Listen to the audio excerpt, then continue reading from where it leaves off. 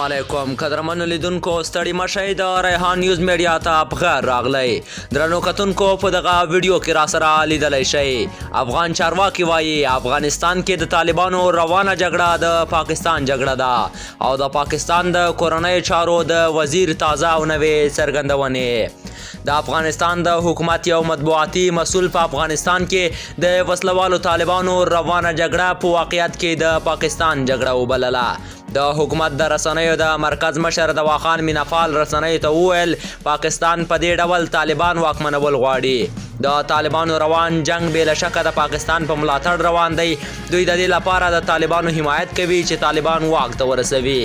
خو د طالبانو یو ویان وایي په ګڼو ولایتونو کې د دوی وسلوال فعالیت دا ثابتوي چې دغه ډله په افغانستان کې دننه فعاله ده ذبیح الله مجاهد له پاکستان سره د دې ډلې د ارتباط لرلو موضوع په یو ډول رد کړه نوموړي وویل په فاریاب کندوز بدخشان او نورو لرې پرتو ولسوالیو او ولایتونو کې دوی خپل ارزاندام او خپل فعالیت لري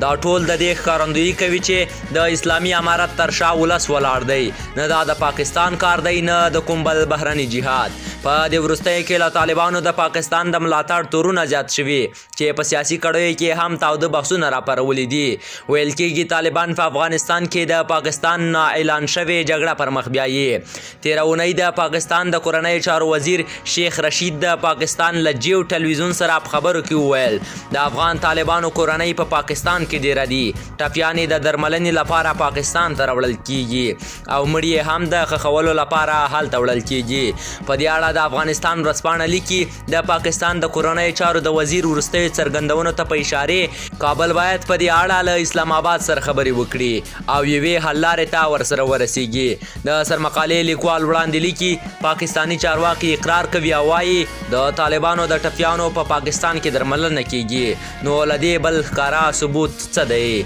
قدرمنو لیدونکو په دې هیله چې ویډیو به مو خوښه شوې وي تر بلې ویډیو پورې مو په پاک رب سپارم د خدای پامان